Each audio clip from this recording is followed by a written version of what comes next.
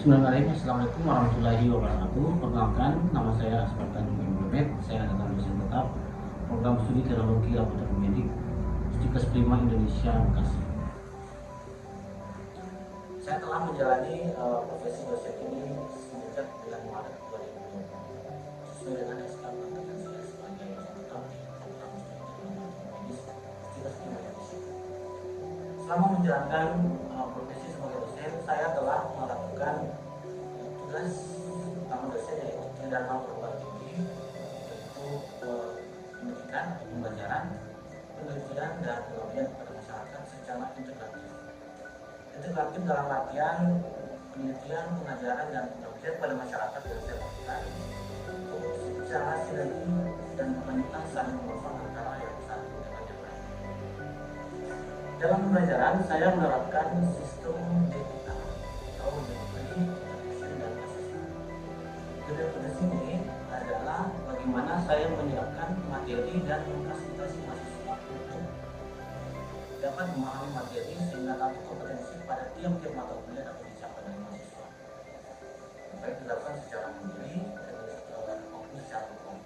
Yang kedua adalah interaction, yaitu kegiatan tatap muka antara mahasiswa dan dosen dalam hal ini saya sebagai dosen untuk memfasilitasi mahasiswa dalam mencapai atau memahami target-target kompetensi untuk mencapai mata kuliah yang ada pada pelajaran mata kuliah. Pada kesempatan ini saya ingin memperkenalkan salah satu mata kuliah yang saya ambil, yaitu kimia klinik. Sebagai bagian dari ilmu biomedik, kimia klinik ini berperan penting dalam mendukung pemeriksaan laboratorium medis, khususnya dalam analisis berbagai analisis di dalam darah, urin, cairan pleural, cairan intestinal, cairan sendi, dan atau cairan tubuh lainnya. Analisis ini bertujuan untuk menunjang penegakan diagnosis, memantau terapi, serta mengevaluasi kondisi fisiologis pasien dalam pelayanan kesehatan. Sesuai dengan kurikulum yang berlaku pada program studi teknologi laboratorium medis Stikes Prima Indonesia, kimia klinik 2 disajikan pada semester 5 dengan bobot 3 SKS terdiri dari 2 SKS praktikum dan 1 SKS teori. Di samping itu, mata kuliah kimia klinik ini dapat diprogramkan oleh mahasiswa jika telah mengikuti mata kuliah kimia klinik 1 di semester 4. Sebagai lanjutan dari kimia klinik 1, secara umum kimia klinik 2 dimaksudkan untuk memberikan pemahaman analisis dan pelaksanaan pemeriksaan kimia klinik terkait dengan kondisi patologis pada organ tertentu. Secara lengkap, tujuan mata kuliah disajikan sebagai capaian pembelajaran mata kuliah atau dikenal sebagai CPNK. Adapun CPNK mata kuliah kimia klinik terdiri dari yang pertama, mahasiswa mampu menganalisis dan melakukan pemeriksaan fungsi aktif dan saluran bentuk seperti SPT, enzim yang terkait dengan hati serta interpretasi hasil dalam konteks klinis. CPT yang kedua adalah mahasiswa mampu menganalisis dan melakukan pemeriksaan fungsi ginjal termasuk premo, platinum, laju filtrasi polymerase untuk mendeteksi gangguan fungsi ginjal secara dini pada pelayanan kesehatan. Yang ketiga adalah mahasiswa mampu menganalisis dan melakukan pemeriksaan biomarker jantung atau cardiac marker termasuk CK, CKMB, troponin, serta komponennya dalam diagnosis penyakit jantung kronis. Selanjutnya, mahasiswa mampu menganalisis dan melakukan pemeriksaan fungsi endokrin termasuk amilase, lipase, LDA, serta menjelaskan kaitannya dengan gangguan metabolik dan sistem.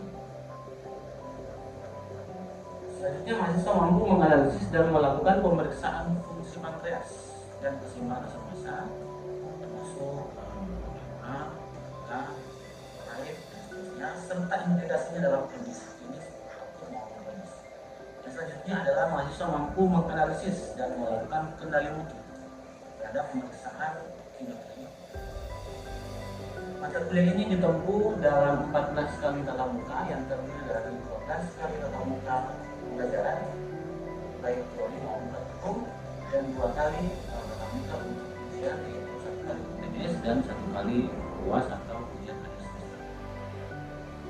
Ada sistem penilaian yang saya terapkan dalam mata kuliah ini adalah sebagai pertama, kehadiran dan partisipasi diskusi kelas dan pada pengajaran PBL sebesar 20%, praktikum dan laporan sebesar 30%, kuis dan tugas mandiri sebesar 20%, sedangkan ujian tengah semester itu 15% dan ujian akhir semester sebesar 15%.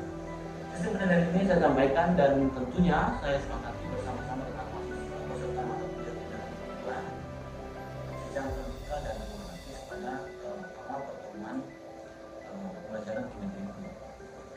Demikian pengantar mata kuliah kimia klinik. Selanjutnya saya akan menampilkan proses pembelajaran dalam bentuk cuplikan video teaching. Terima kasih atas perhatiannya. Wassalamualaikum warahmatullahi wabarakatuh. Waalaikumsalam warahmatullahi wabarakatuh. Selamat sore semua. Gimana kabarnya? Baik. Oke, baik. Jadi sekalian, sebelum kita masuk ke materi hari ini, pada baiknya kita bersama-sama terlebih dahulu berdoa ya, agar pembelajaran kita lancar ya dan mudah. Kita berdoa sesuai dengan ajaran Indonesia masing-masing doa dimulai.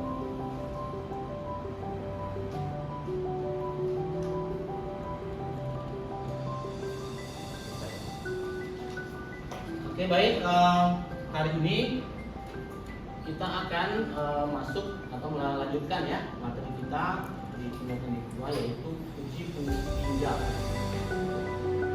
Namun sebelum masuk ke materi hari ini, coba kita recall dulu ya, recall materi sebelumnya ya.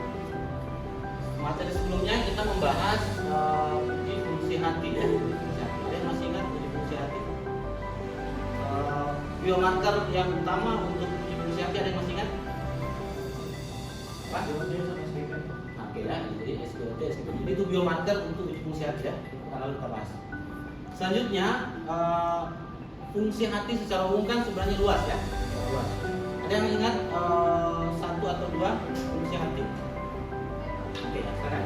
Fungsinya itu konjugasi nilai domain, nilai komunikasi jadi Nah, oke ya, jadi salah satu fungsi hati adalah fungsi konjugasi ya. Konjugasi bilirubin menjadi bilirubin terkonjugasi. Nah, tentu setiap membahas suatu marker ya atau parameter pemeriksaan dalam kimia klinis, khususnya misalnya hari ini yang kita bahas adalah uji fungsi ginjal, maka tentu kita harus mengetahui terlebih dahulu apa sih fungsi utama ya dari ginjal, sama dengan fungsi hati pekan lalu ya. Kita sudah bahas fungsinya, kemudian bagaimana mengevaluasi kelainan fungsi ya atau malfungsi lagi, sama dengan fungsi ginjal ya.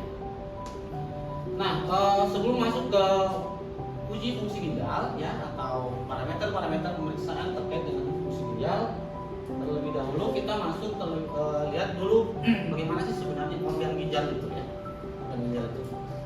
Nah, secara umum ya, manusia itu kan mempunyai dua ginjal dengan berat masing-masing yang kira-kira 150 gram ya, satu ginjal. Kemudian setiap ginjal itu terbungkus oleh selaput tipis yang disebut kapsula fibrosa ya dan seterusnya. Nah, ini menggambarkan anatomi ginjal ya, anatomi ginjal. Yang penting dari anatomi ginjal ya, hubungannya dengan uji fungsi ginjal adalah bahwa dalam ginjal itu terdapat kurang lebih 1 juta nefron pada setiap ginjal. Ya, ada sekitar 1 juta nefron setiap ginjal.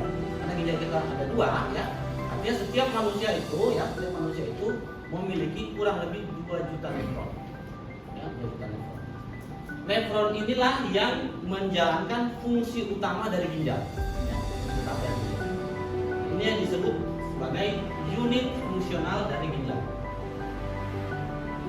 Nah, satu ginjal itu bisa menyaring 170 sampai 200 liter darah dalam 24 jam. Itu yang berlaku di ginjal. Selama 24 jam, ginjal itu akan menyaring 170 sampai 200 liter darah. Kemudian satu nefron itu bisa menghasilkan 1000 mikron ultraviolet per hari ya. Jadi 1 mikron ya kalau dikali 2 juta nefron ya, bisa dikalkulasi ya. Nah, seluruh darah ya atau seluruh cairan tubuh yang melewati ginjal ya itu akan mengalami reabsorpsi ya. Reabsorpsi ini pertama mengalami filtrasi, kemudian akan mengalami reabsorpsi atau penyerapan kembali ke ginjal. Kemudian mengalami reabsorpsi, kemudian dilanjutkan dengan apa yang kita sebut dengan ekskresi ya. Ekskresi dalam bentuk urin. Nah, yang diekskresi dalam bentuk urin itu per hari pada manusia itu adalah sekitar atau rentangnya 0,4 sampai 2 liter per hari. Nah, inilah produk dari ginjal. Inilah produk dari ginjal yang kita kenal sebagai urin ya. Sebagai urin atau dan menjadi salah satu spesimen penting dalam penegakan diagnosa.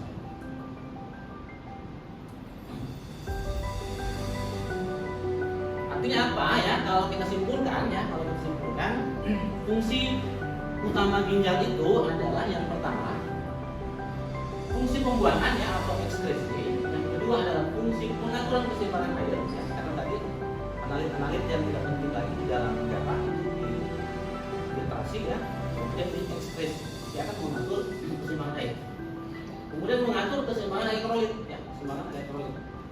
Yang ketiga selanjutnya adalah pengaturan keseimbangan asam dan basa ya. Jadi pertukaran analit itu akan menyebabkan keseimbangan asam basa dalam cairan tubuh ya, terutama sekali darah ya. Kemudian yang terakhir adalah fungsi endokrin. Ini juga pernah saya bahas di sudah diskusikan di kelas hematologi 1 ya. Bahwa ginjal itu di samping berfungsi sebagai ekspresi atau menghasilkan urin ya, ginjal juga memproduksi apa yang kita sebut dengan eritropoietin ya, eritropoietin. Nah, singkat eritropoietin adalah hormon utama ya yang meregulasi terbentuknya maturasi sel eritrosit ya, yang berlangsung di sum-sum tulang belakang. Itu fungsi utama dari ginjal, jadi ekskresi ya dan endokrin. Kita bisa menyebabkan keseimbangan elektrolit ya, keseimbangan asam basa dan keseimbangan air.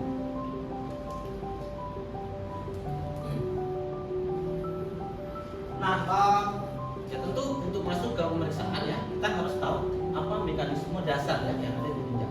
Nah, mekanisme dasar yang ada di ginjal sebenarnya praktisnya ada tiga ya, proses yang ada di ginjal.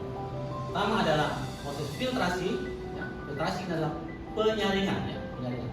Seluruh analit yang ada di darah itu mengalami filtrasi ya, atau disaring oleh ginjal. Setelah disaring, maka akan terjadi reabsorpsi, penyerapan kembali. Analit-analit yang masih dibutuhkan itu akan diserap kembali dan dikembalikan ke darah.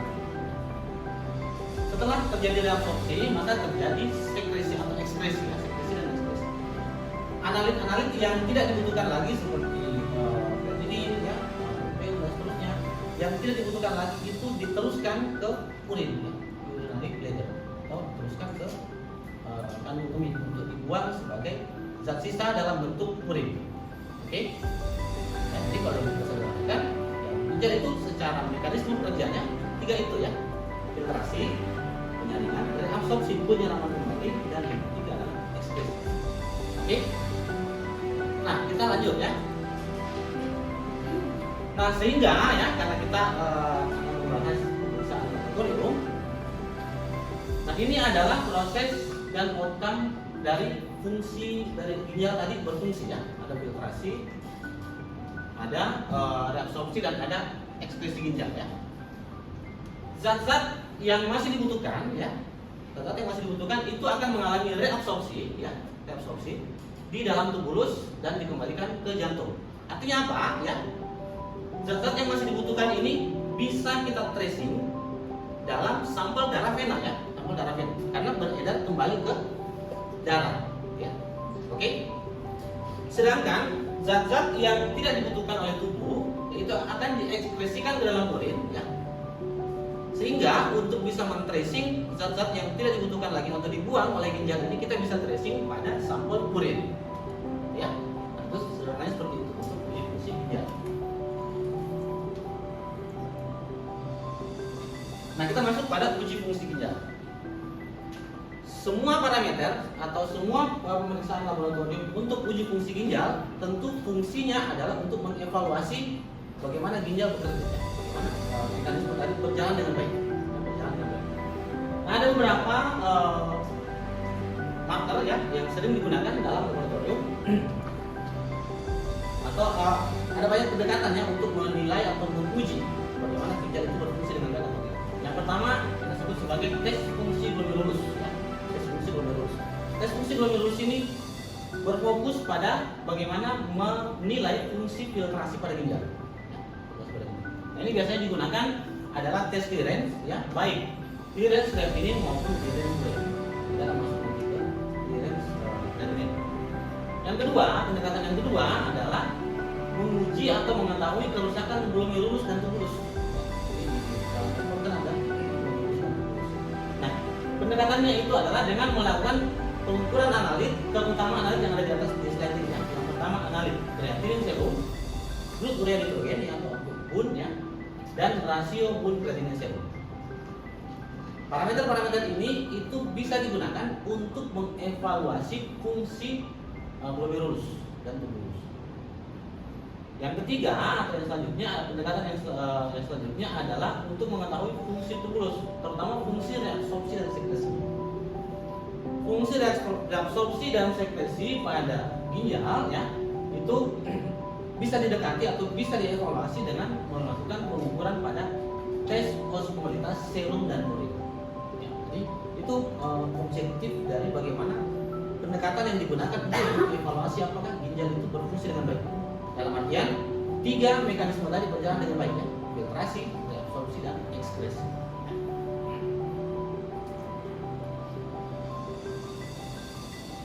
Nah, ada beberapa yang utama ya untuk pemeriksaan uji fungsi ginjal. Ada 2 yang utama ya yang sering digunakan di laboratorium. Pertama adalah ureum, yang kedua adalah creatinine. Ya.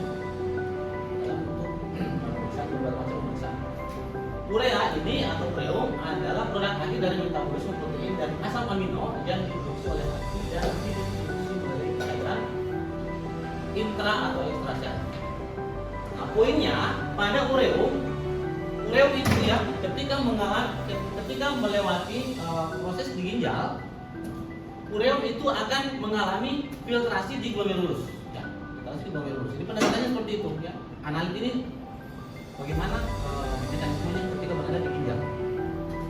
Ureum itu difiltrasi oleh glomerulus, kemudian kadar ureum ini bisa menggambarkan intake protein dan kemampuan ekspresi ginjal. Ya. Karena analit ini difiltrasi oleh glomerulus. Ya. Ini salah satu cut-off ya atau nilai rujukan yang sering digunakan adalah plasma serum itu nilai normalnya itu berkisar antara 6 sampai 20 mg urin 24 jam ya. Atau plasma atau serum itu 6 sampai 20 mg DL, kemudian pada urin 24 jam itu 12 sampai 20 gram per hari. Nah, kadar ureum yang tinggi itu menggambarkan adanya gangguan ginjal ya, adanya obstruksi saluran kemih dan peningkatan katabolisme protein.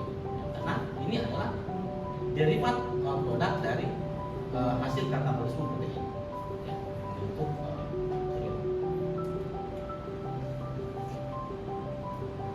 Nah, ukuran ureum ya secara umum digunakan oleh klinisi ya untuk mengestimasi ya, atau mengkonfirmasi keadaan-keadaan ini sebagai evaluasi fungsi ginjal, kemudian status hidrasi ya, keseimbangan nitrogen ya, karena ini adalah derivat dari protein gitu ya.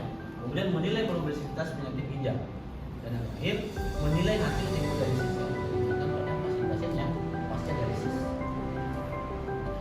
Selanjutnya yang kedua yang utama dari uji fungsi ginjal adalah creatinine ya. Ini yang paling spesial sebenarnya dari uji fungsi ginjal.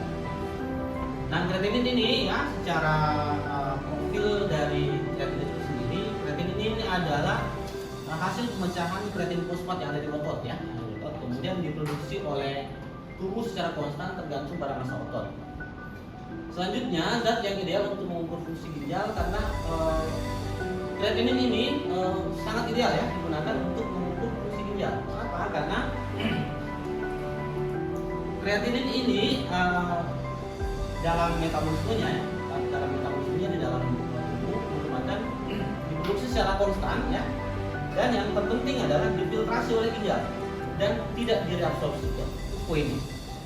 Kreatinin ini diproduksi secara konstan, difiltrasi ya seluruhnya, tapi tidak direabsorpsi. Tidak direabsorpsi. Atau dalam beberapa literatur dikatakan reabsorpsinya dalam jumlah yang sangat kecil. Oke, ya. Dan disekresi oleh tubulus proksimal. Artinya apa? Di dalam serum ya seharusnya tidak terdapat di dalam serum ya atau di dalam darah yang baru saja dikembalikan ke seluruh tubuh oleh ginjal, itu seharusnya di sana tidak terdapat kreatinin atau terdapat dalam jumlah yang sangat-sangat kecil, karena tidak diabsorpsi. Nah, itu yang menjadikan kreatinin ini sangat ideal untuk digunakan fungsi ginjal ya. Nah, kadar kreatinin darah itu berbanding terbalik dengan fungsi ekskresi ginjal ya. Artinya semakin tinggi kadar kreatinin dalam darah itu semakin rendah fungsi ginjal ya. Atau semakin fungsi ginjal itu mengalami penurunan. Nah, ini ya bisa digunakan untuk evaluasi fungsi ginjal ya, status hidrasi. Nah, uji fungsi ginjal yang utama ini yang kedua tadi ya, yang dua tadi ini, urea dan kreatinin. Kenapa urea? Urea ini difiltrasi sempurna, direabsorpsi 40 sampai 50%. Dan nilai normalnya dalam dalam darah itu 8 sampai 24 mg per cl. Sedangkan kreatinin itu lebih rendah ya, artinya sangat rendah sebenarnya ya. Kreatinin itu sangat rendah nilai normalnya di dalam darah. Kenapa? Karena sebenarnya kreatinin itu tidak direabsorpsi, tidak dikembalikan lagi ke pembuluh darah ya, ke sistem ini, tapi dibuang ke urin. Nah, ini cut-off ya, nanti kalian bisa lihat di salah satu cut-off saja ya, salah satu nilai. Karena kan beda laboratorium bisa menggunakan nilai cut-off yang beda ya. Nah, salah satu yang spesial dari atau salah satu kekhususan dari kreatinin itu karena tadi ya tidak direabsorpsi oleh ginjal ya, semuanya dibuang ke bladder, urinary bladder atau kandungan dan akhirnya artinya semua menjadi urin ya, adanya di urin. Hanya sedikit jumlahnya di dalam pembuluh darah ya, atau dalam serum. Beberapa penelitian ya mengungkapkan ya, ini termasuk salah satu penelitian yang saya kerjakan sendiri ya beberapa tahun yang lalu ya, Jadi beberapa tahun yang lalu ya untuk mengevaluasi sensitivitas gitu ya, dan utilisasi dari kreatinin, bahwa ternyata kreatinin itu bisa digunakan juga ya, atau memiliki korelasi yang sangat kuat ya terhadap blood pressure. Ingat bahwa salah satu yang mempengaruhi fungsi ginjal kan juga sebenarnya adalah tekanan darah ya, tekanan darah. Nah, beberapa tahun yang lalu saya melakukan penelitian ya dengan judul ini ya, analisis serum kreatinin tekanan darah pada pasien hipertensi ya. Nah, ternyata ya dari penelitian yang saya lakukan ya bersama-sama dengan tim ya, jadi ini metodologinya ya. Jadi saya kami dan mengumpulkan 60 pasien ya yang memenuhi kriteria inklusi, dan hanya pada orang tua ya, hanya pada lansia. Kemudian dikumpulkan data sekundernya dan dilakukan pemeriksaan kreatinin serum ya, dan dilakukan analisis. Ternyata ya didapatkan bahwa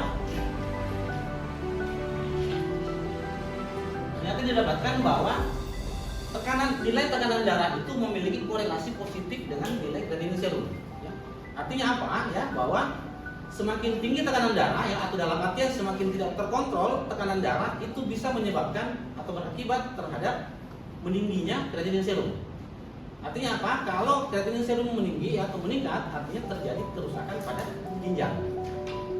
Itu beberapa temuan terbaru gitu ya terkait dengan kreatinin serumnya.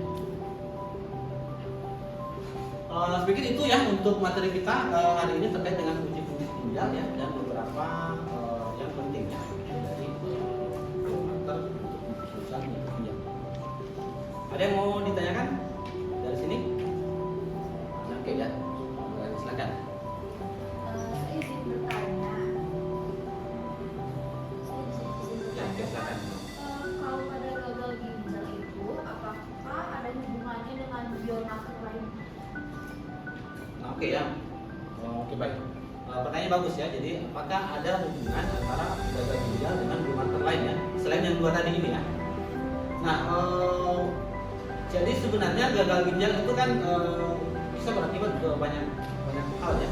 Nah, salah satu yang sering kita temukan ya di lapangan atau di praktek klinis itu adalah bahwa gagal ginjal itu bisa berakibat terhadap terjadinya penurunan hemoglobin ya, penurunan hemoglobin. Kenapa? Karena tadi ya saya terangkan tadi bahwa ginjal ini salah satu fungsinya adalah fungsi endokrin, memproduksi eritropoietin. Eritropoietin ini adalah hormon yang meregulasi maturasi sel darah merah ya, sel darah merah. Sehingga pada gagal ginjal ya, pada gagal ginjal artinya fungsi endokrinnya menurun ya. Artinya eritropoiesis yang diproduksi oleh ginjal itu bisa sangat kurang ya, atau sangat rendah atau tidak ada sama sekali. Akibatnya apa? Akibatnya fungsi maturasi eritrosit ya yang ada di sumsum tulang itu menjadi terganggu. Imbasnya apa? Imbasnya adalah terjadi apa yang kita sebut dengan rendahnya hemoglobin atau secara umum kita sebut sebagai anemia. Jadi anemia ini salah satu jenis anemia penyakit kronis. Ada yang lain yang mau ditanyakan? Oke, silakan. Ya. Semakin rendah nilai GFR, maka semakin parah ginjal. Lalu apakah pembukaan ginjal bisa kembali normal? Nah, oke ya, baik ya. Jadi bagus pertanyaannya. Jadi apakah fungsi ginjal itu semakin rendah GFR? Ya, GFR kan dihitung berdasarkan hasil nilai kreatinin ya. Apakah kalau fungsi ginjal semakin rendah atau GFR semakin rendah bisa kembali atau bisa reversible atau reversible? Jadi sebenarnya dari penelitian-penelitian terbaru gitu ya, terbaru yang mengeksersis ya atau menganalisis fungsi ginjal ya, hubungannya dengan apakah bisa reversible ya atau reversible. Mayoritas pasien-pasien yang sudah menderita gagal ginjal, terutama pada stadium-stadium akhir ya, stadium 4, stadium 5, itu tidak bisa lagi normal fungsi ginjalnya. Kenapa? Karena sudah terlalu banyak nefron yang rusak ya, atau nefron yang tidak berfungsi. Sementara tadi idealnya berapa tadi? Ada 2 juta nefron yang ada di ginjal masing-masing. Jadi ada di 2 ginjal itu. Nah, GFR semakin menurun GFR artinya semakin sedikit jumlah nefron yang bisa bekerja. Karena nefron ini tidak bisa apa namanya? Tidak reversibel ya kalau dia rusak. Akhirnya apa? Orang-orang atau penderita penyakit gagal ginjal ya, terutama di stadium akhir itu harus ya secara rutin melakukan hemodialisis. Kenapa? Jadi sebenarnya mesin hemodialisis itu ya yang digunakan oleh yang digunakan oleh pasien-pasien penderita gagal ginjal terminal sebenarnya menggantikan fungsi ginjalnya. Makanya mesin hemodialisis itu sebenarnya menggantikan fungsi ginjal. Fungsi ginjal yang tadi ya, filtrasi, absorpsi dan ekskresi. Nah itu. Jadi jawabannya kalau sudah terminal akhir ya, terminal stadium akhir itu tidak bisa lagi kembali, itu fungsi ginjal ya normal. Jadi irreversible sifatnya, kerusakan hemoglobin. Pikir itu ya untuk perkuliahan kita hari ini. Selanjutnya kita akan membahas materi uji fungsi kajian marker ya di pertemuan selanjutnya ya. Sehingga saya harapkan dari sekalian bisa membaca ataupun mempersiapkan diri sebelum mengikuti kelas pekan depan ya, sehingga kita belajar bisa lebih komprehensif dan lebih singkat kita belajarnya sehingga diskusi lebih banyak. Seperti itu untuk kuliah kita hari ini ya. Saya akhiri. Assalamualaikum warahmatullahi wabarakatuh. Waalaikumsalam warahmatullahi wabarakatuh.